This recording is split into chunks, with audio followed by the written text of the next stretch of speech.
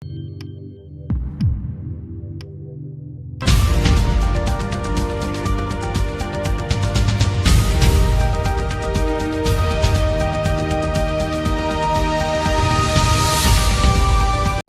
RI nomor 1 tahun 2020, maka telah memenuhi syarat quorum rapat kerja hari ini. Bismillahirrahmanirrahim, dengan kuasa Tuhan yang Maha Esa, maka saya nyatakan rapat ini dibuka dan terbuka untuk umum. Mengawali rapat hari ini, mari kita panjatkan puji syukur kehadirat Allah Subhanahu wa Ta'ala, Tuhan yang Maha Kuasa, bahwa telah memberikan nikmat sehat kepada kita semua, sehingga kita bisa membicarakan agenda yang strategis dan penting dalam rangka untuk mengetahui kinerja ekonomi di triwulan yang ketiga. Kinerja ekonomi triwulan ketiga setelah kita ketahui bahwa ekonomi kita tumbuh di 5,04%. Dan ini adalah merupakan sebuah pencapaian dalam rangka untuk mencapai target pertumbuhan 5,2% di APBN 2025. Pada kuartal pertama kita tumbuh 4,87. Kemudian di kuartal yang kedua kita tumbuh 5,12 dan di kuartal yang ketiga 5,04. Sehingga untuk bisa mencapai pertumbuhan sesuai target APBN, kita harus kemudian bekerja lebih giat dan bekerja lebih kuat untuk bisa secara rata years on years nanti kita harapkan minimal 5,2, bahkan bisa lebih dari itu. Menteri Keuangan kita adalah orang yang bisa memberikan harapan baru kepada banyak seluruh komponen bangsa.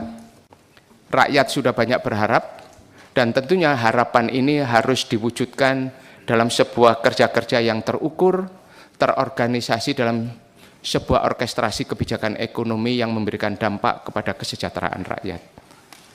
Untuk itu saya berikan kesempatan kepada Menteri Keuangan untuk segera memberikan paparannya. Silakan. Terima kasih Pak Ketua. Yang terhormat para pimpinan Komisi 11 DPR RI, Pak Misbakun, Pak Dolfi, Pak Muhammad Haikal, Pak Fauzi Amro, dan anggota Komisi 11 yang terhormat. Assalamualaikum warahmatullahi wabarakatuh. Selamat pagi, salam sejahtera untuk kita semua. Saya akan coba memaparkan perkembangan ekonomi triwulan ketiga 2025 dan sedikit prospeknya ke depan. Anggota Dewan yang terhormat, kami akan mulai presentasi dengan melihat dinamika perekonomian global. Kalau kita lihat sampai saat ini prospek perekonomian global mulai membaik, walaupun ada sempat ribut sana sini, kalau saya lihat sih lebih bagus daripada sebelumnya. Tensi di Amerika Serikat dan Tiongkok mulai mereda. The Fed juga sudah menurunkan Federal Funds Rate untuk kedua kalinya tahun ini. Jadi ada harapan juga The Fed masih akan menurunkan Fed Funds Rate-nya di bulan Desember. Hal ini memberikan sinyal positif bagi stabilitas dan prospek ekonomi serta sektor keuangan global ke depan, terutama dampaknya bagi emerging market termasuk Indonesia. Jadi kalau kita lihat gambar di depan itu, proyeksi pertumbuhan global yang tengah itu direvisi ke atas.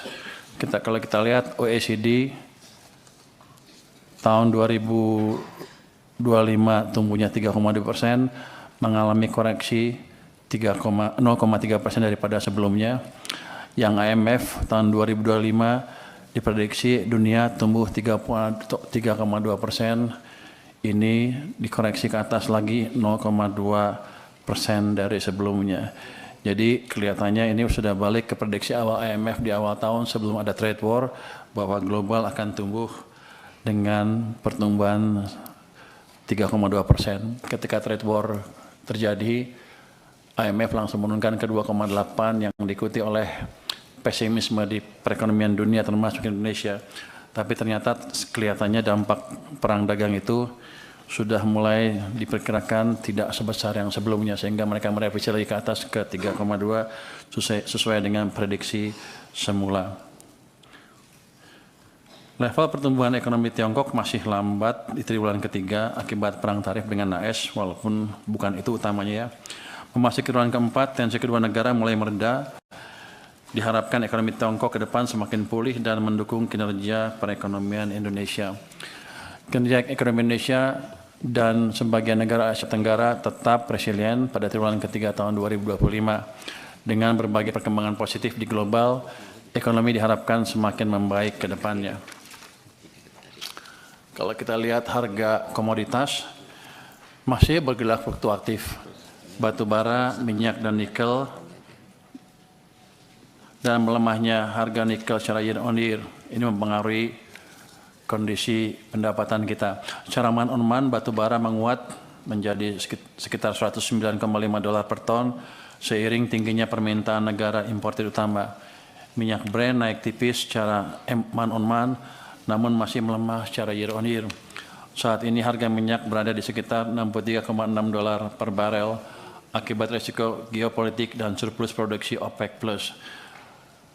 Menurut penurunan kinerja batubara dan nikel menjadi tantangan bagi sisi penerimaan fiskal. Sementara penurunan harga minyak meredam tekanan belanja APBN untuk subsidi dan kompensasi. Sementara itu, tembaga dan CPO dalam tren menguat secara year on year. Penguatan harga tembaga didorong kekhawatiran pengetatan supply dan berakhirnya government shutdown di Amerika Serikat. Ini memberikan dampak positif bagi penerimaan negara. Pergerakan komoditas ini juga berpengaruh pada kinerja ekspor Indonesia. Pada periode Januari hingga September 2025, surplus neraca perdagangan Indonesia masih terjaga dengan nilai kumulatif $33,48 miliar Amerika Serikat, tumbuh sekitar 50,9% year on year dengan surplus bulanan $4,34 miliar AS. Jadi kalau lihat dari sini, walaupun perekonomian dunia mengalami gejolak yang tidak menentu, kelihatannya pengaruh ke ekspor kita dan trade balance kita tidak signifikan, malah cenderung positif. Ini terlihat dari pertumbuhan trade balance yang 50,09% tadi. Secara year on year, ekspor tumbuh 11,4% dan impor naik 7,2%. Dan ini menunjukkan aktivitas industri dalam negeri makin aktif di tengah permintaan global yang masih kuat. Jadi kalau lihat dari sini sih, perlambatan ekonomi kita di sepanjang mungkin 8 bulan pertama tahun ini bukan karena global saja. Mungkin bukan karena global, mungkin karena salah urus di dalam yang sudah kita perbaiki ya. Current account mencatatkan surplus pada triwulan ketiga 2025 sebesar $4 miliar atau setara dengan 1,1% PDB. Surplus terutama ditopang oleh neraca perdagangan barang, sementara pendapatan primer konsisten negatif sebagai konsekuensi investasi langsung global di Indonesia melalui repatriasi keuntungan atau dividen. Neraca jasa tumbuh terbatas seiring tingginya perjalanan wisata WNI ke luar negeri dan implikasi jasa freight yang sejalan dengan aktivitas perdagangan Indonesia dengan pasar global. Kita lihat ke pasar keuangan domestik. Pasar keuangan domestik stabil dengan berbagai upaya yang dilakukan oleh Bank Indonesia, didukung juga dengan koordinasi fiskal moneter yang solid. Risiko kurs menurun dan optimisme investor global membaik. Walaupun secara agregat terjadi outflow sebesar $180,92 triliun sejak Januari hingga 21 November 2025, kita juga melihat pembalikan di pasar saham dengan inflow signifikan selama November hingga $11,21 triliun. Pembalikan flow di pasar saham menunjukkan bahwa investor asing mulai melihat prospek ekonomi kita kelihatannya lebih baik dibanding sebelumnya. Mungkin mereka lebih optimis terhadap prospek kita dibanding sebelumnya. Di tengah tekanan outflow portfolio, stabilitas rupiah tetap dijaga hingga berada di kisaran $16.700 per dolar. Pergerakan nilai tukar yang stabil ini menandakan respon positif meredanya tensi global, dan ekspektasi pelonggaran kebijakan moneter Amerika Serikat. Untuk inflasi, sampai dengan Oktober 2025, Indonesia tetap stabil inflasinya di 2,9%. Ini angka yang ideal untuk saya. Jadi kan BI targetnya 3 plus minus 1 ya. Ini 2,9 tuh inflasi yang ideal. Yang ideal tuh biasanya inflasi itu antara 2 sampai 3%. Jadi karena inflasi amat ideal, ini menunjukkan keberhasilan TPID maupun TP Pusat, Bank Sentral dan seluruh pemerintah daerah dan Kementerian Pertanian dan Perdagangan untuk mengendalikan harga di pasar domestik sehingga daya beli masyarakat tidak tergerus. Berikutnya, kita lihat kinerja pertumbuhan ekonomi Indonesia seperti yang dikatakan oleh Pak Ketua tadi, pada triwulan ketiga tumbuh 5,04%, didorong oleh permintaan domestik dan kinerja ekspor yang kuat, investasi yang resilient, serta optimalisasi belanja pemerintah. Dari sisi komponen pengeluaran, kalau kita lihat ya, konsumsi rumah tangga sebagai penyumbang besar PDB tumbuh solid 4,89% pada triwulan 3. Investasi PMTB tumbuh 5,04%, mencerminkan optimisme pelaku usaha. Ekspor meningkat kuat 9,91% dan impor tumbuh rendah sehingga memperkuat net ekspor kita yang memberikan dorongan tambahan ke angka pertumbuhan kita. Konsumsi pemerintah tumbuh 5,49% sejalan dengan akselerasi belanja pemerintah di Q3 yang tumbuh tinggi dan akan terus diakselerasi di Q4. Kalau kita lihat di gambar sebelah mana kiri itu, kiri tengah, ada belanja pemerintah yang nomor 3 dari atas, kelihatan triwulan pertama mengalami kontraksi minus 1,37, triwulan kedua masih minus 0,33, triwulan ketiga ke 5 sekarang tumbuh positif 5,5%. Jadi di dua triwulan pertama tahun ini pemerintah belanjanya lambat sehingga memperlambat pertumbuhan ekonomi kita. Ini kita perbaiki dan ke depan saya pastikan di triwulan pertama tahun depan kita akan tumbuh terus, kita akan cegah belanja yang terlambat dari pemerintah sehingga dorongan keekonominya akan tetap kuat. Dari sisi produksi, sebagian besar tumbuh positif, manufaktur tumbuh 5,54%, perdagangan tumbuh 5,49%, transportasi 8,62%, serta informasi dan komunikasi 9,65%. Sektor konstruksi juga tumbuh stabil, sementara pertambangan sedikit terkoreksi karena moderasi harga komoditas di pasar dunia. Sementara itu sektor pertanian yang didukung program prioritas pangan Presiden meningkat drastis dari 1,65% pada Q2 menjadi 4,93% pada Q3.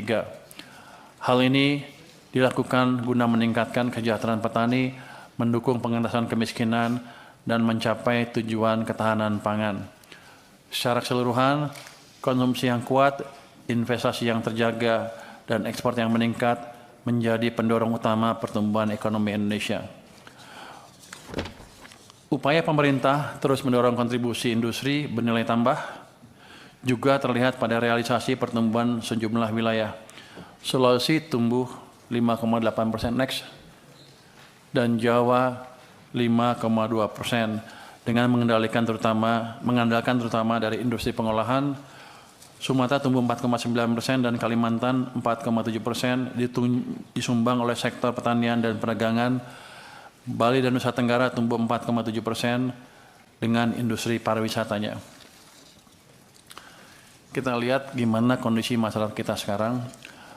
Next. Optimisme masyarakat untuk konsumsi dan produksi semakin membaik, didorong kuatnya kepercayaan dan permintaan domestik. Dari sisi konsumsi, penjualan retail tetap melanjutkan tren positif. Belanja masyarakat juga terus menguat, terutama untuk barang tahan lama. Di sektor real, penjualan motor tumbuh 8,4% year on year, jadi sudah positif, tinggi. Sementara mobil menunjukkan perbaikan, itu walaupun masih negatif minus 4,4% angka terakhir, tapi negatifnya sudah berkurang amat signifikan dibanding dengan bulan-bulan sebelumnya. Saya pikir bulan ke depan penjualan mobil juga akan mulai positif lagi. Dari si produksi, sektor manufaktur ekspansi dengan PMI manufaktur di level 51,2 pada bulan Oktober. Angka ini mengindikasikan peningkatan output dan permintaan yang baru. Selain itu, masyarakat optimis melihat kondisi ekonomi ke depan dengan indeks ekspektasi ekonomi naik ke 133,4. Secara keseluruhan, tingginya optimisme dan produksi ekspansif menjadi pondasi kokoh pertumbuhan ekonomi ke depan. Kalau kita lihat gambar yang paling kanan bawah itu dari September, dari mungkin April, Mei, Juni, Juli, Agustus, September turun ke bawah.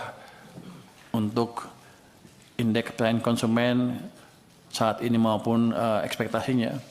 Tapi kita lihat Oktober naik dengan signifikan ke level 121,2 untuk indeks kepercayaan konsumen.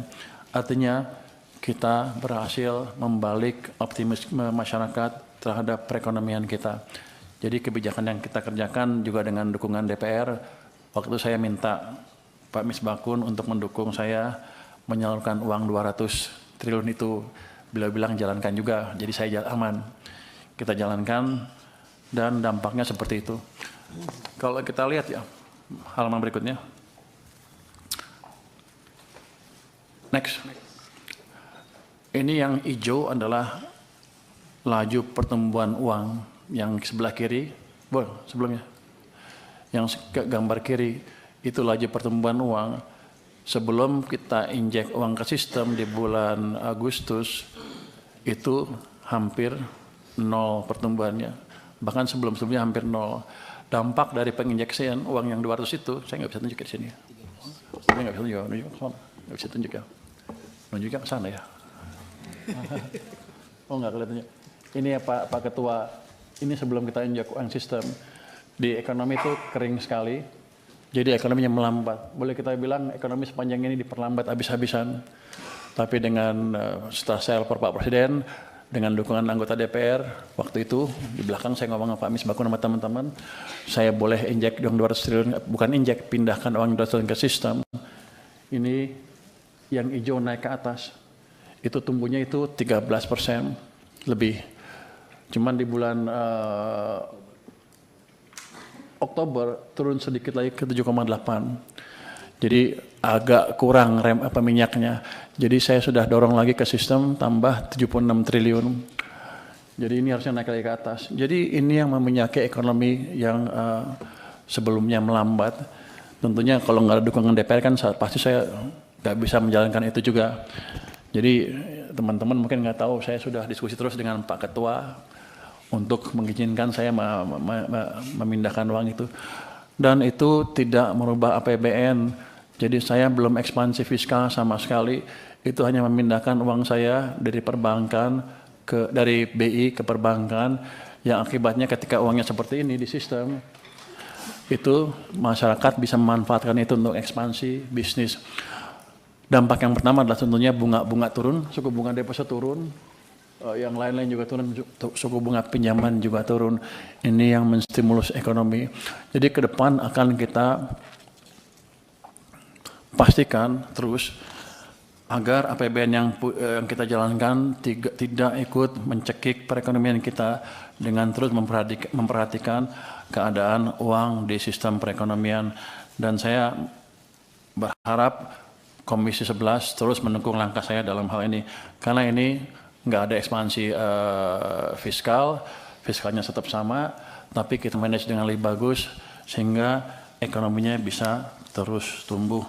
Kalau kita lihat pasar uang antar bank juga turun dengan amat signifikan ya. Jadi ketika bunga masuk ke sistem, uang masuk ke sistem seperti itu, bank punya uang, maka dia akan menyalurkan, pertama yang gampang-gampang dulu pasti dia pasar uang antar bank. Habis itu dia akan cari yang lain, sampai akhirnya paksa mereka akan menyalurkan kredit juga. Kredit juga sudah mulai tumbuh. Saya pikir akhir tahun akan mendekati 10%, karena full impact dari kebijakan seperti ini biasanya 2 bulan, 3 bulan di perekonomian baru kelihatan.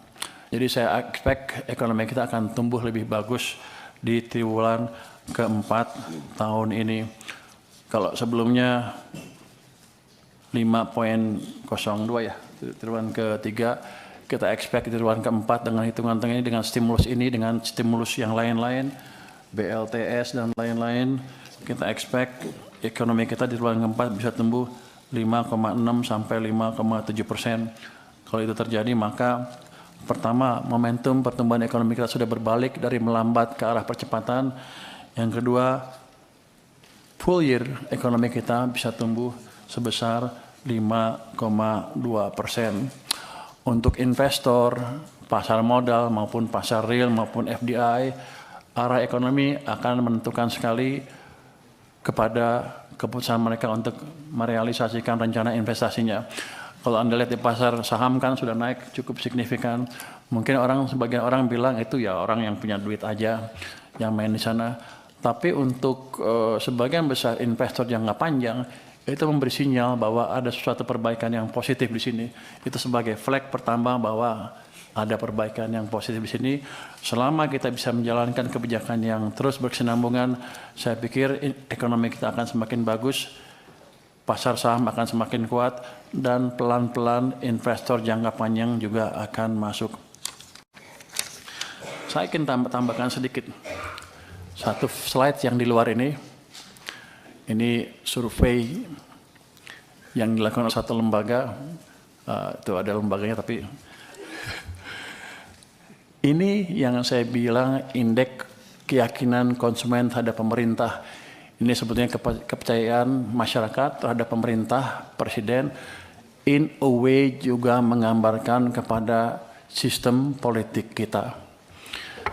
Jadi pada waktu kemarin ekonomi melambat, Anda lihat sendiri sini, dari bulan Juni, Juli, Agustus, September, ini turun ke level yang rendah sekali.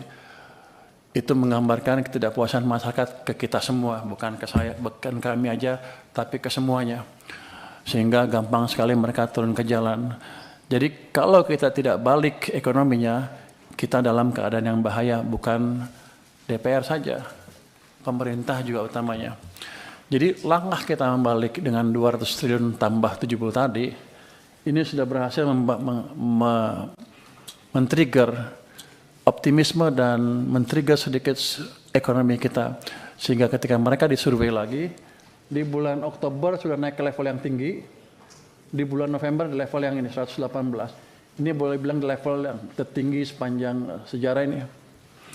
Artinya, atas dukungan Komisi 11, restu Pak Presiden untuk menaruh uang 200 triliun dan memanage keuangan kita lebih baik, itu saja sudah bisa men-trigger pertumbuhan ekonomi dan membalik arah ekonomi kita, menimbulkan momentum pertumbuhan ekonomi yang baru, sehingga masyarakat sudah puas lagi dengan sistem atau kebijakan yang ada. Kuncinya ke depan adalah kita harus jaga terus momentum perbaikan ini, jangan sampai hilang, hingga kita bisa menciptakan pertumbuhan yang lebih tinggi lagi. Ketika masyarakat puas ke pemerintah seperti sekarang, harusnya demo akan lebih sedikit ke depan, dan pemerintah bersama DPR tentunya bisa memfokuskan untuk menciptakan pertumbuhan yang lebih cepat, fokus menjalankan program-program yang sudah disetujui oleh DPR untuk memastikan kita bisa menciptakan pertumbuhan ekonomi yang lebih cepat. Kalau yang kita bisa jaga sih, tahun depan kita bisa tumbuh 6% dengan tidak terlalu sulit, saya pikir. Oke, next. Itu ya.